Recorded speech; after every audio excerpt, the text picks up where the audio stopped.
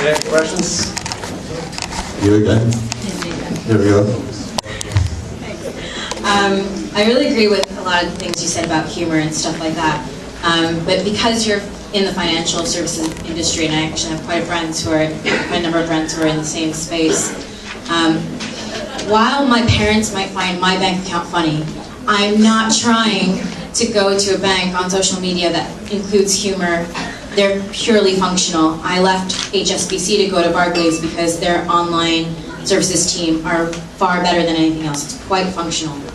I don't think humor is for everyone, and I think that financial services is one of the areas where, like you said, maybe an individual might be able to play up that field really well, but how do you speak to these larger groups? Because if somebody's making a joke at me, or creating funny content when, shit, my bank account's not working, I am completely turned off by that. 100%. I couldn't agree more. I think for the purposes of this presentation, I'm not trying to give examples of what really connects and engages people, but on a real practical level, you do see this stuff really taking place. And banking is not an entertaining thing, it's not humorous. I cringe when I see bank adverts on television. I consistently cringe at supposedly real employees, or real employees who go, you know, they're looking at, okay, it just doesn't work. But if you take a firm like First Direct, who made a name for themselves as being highly engaging, they wanted customers to contact them, they wanted to engage with them. You'd be forgiven for thinking every other bank out there does not want people to make contact with them. But First Direct did this on the phone. Now, if you look at First Direct's Twitter account, and you look at Lloyd's TSB's Twitter account, you can see the difference. First Direct are human, they're not cracking jokes. We're not looking for comedians here, we're just looking for human beings, human engagement. We're looking for people who can construct a sentence that hasn't had 10 meetings behind it to agree, yeah, you can put that out. We're looking for people who can naturally engage at a human level and make us feel good, make us feel comfortable, you know, that kind of stuff. Lloyd's TSB, what do we see? Just people ranting at them. After the recent NatWest thing, was anybody caught up in the NatWest business with the problems with the bank accounts there? If you'd seen that, they've got an ideas thing on the NatWest homepage. It's just, during that period, it was the most terrifying thing I've ever seen. And whoever had to do the sign-off to allow consumers to engage with NatWest must have been cracking themselves, to be quite honest, to see this stuff. But if you go to any seminar, any presentation on customer service, the guy or the girl at the front will be saying the person who hates you the most right now today is potentially your best advocate later. So they've got no choice to engage with consumers. And on every metric you ever look at, financial services is the least trusted in the world, the least trusted in, and all of a sudden financial services has been given the most wonderful tool to help us re-engage with consumers, and it's got to be at a human level. So yeah, no, not necessarily comedians, but people who can engage with us in a friendly and courteous way. That's all we ask. Thank you. Anybody else?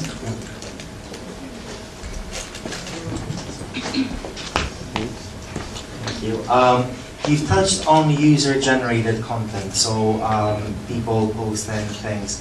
How much control do you think a company should have on that, and should it be controlled? And the second part of this question would be, if you were to encourage something like that, would it be on platforms like Instagram, or would it be on platforms like, let's say, Tumblr or Facebook?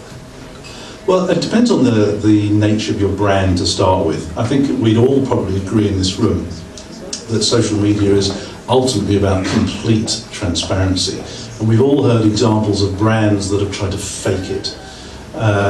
Dell, I think, they're going through they went through a period some years ago where there was just nothing they could do right on customer service. So someone said, "Oh, we're going to go social media. Let's open it up and become transparent to the world." And they created some, I can't remember what the site was now, Ideas Storm or something it's called.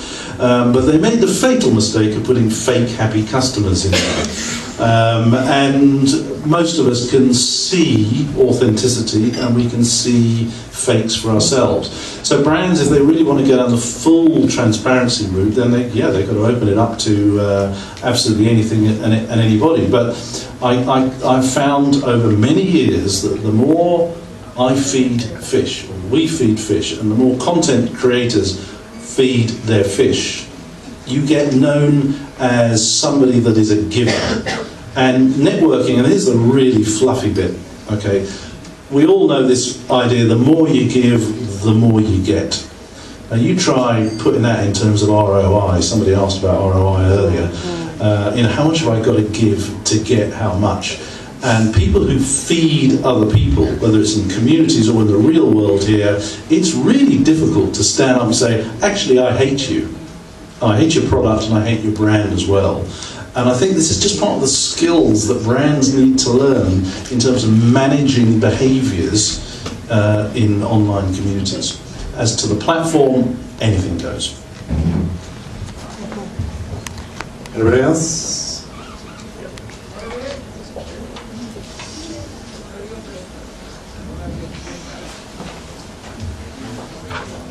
Hi. Hello. I really enjoyed your talk, and I actually helped to strategise one of the major banks' online presence. And I'd be really interested to hear, especially given your background, what do you want to see from your bank online, especially because of the human aspect. I find it really difficult to combine what everyone wants to see on social media compared to actually what the brand is all about.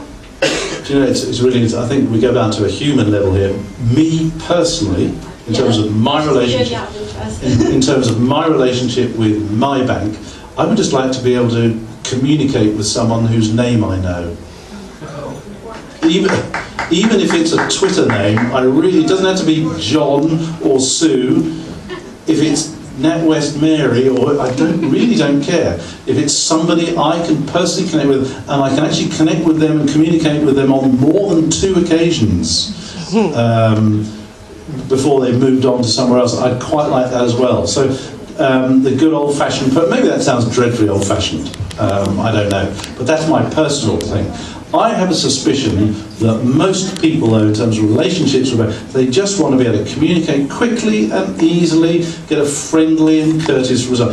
I think in any business, whether we're talking to an airline, whether we're buying stuff for our houses, that's what we want, isn't it? If we do have to engage with a human being, we want it to be courteous and friendly, and it gives a little smile on our face. I mean, I'll take my mother-in-law again, give you one final example. When she finally did discover, it was Skype she discovered, to our horror. When she so we get her all broadbanded up, we get in touch with BT, and of course they muck it up. I mean, I don't know, anyone from BT here? They muck it up. I don't know how many times a day they set up broadband for people, but you'd think they've got a process they follow that's fairly watertight. So they mess it up for her. I go onto Twitter and I say, those clowns at BT couldn't arrange in a brewery, okay?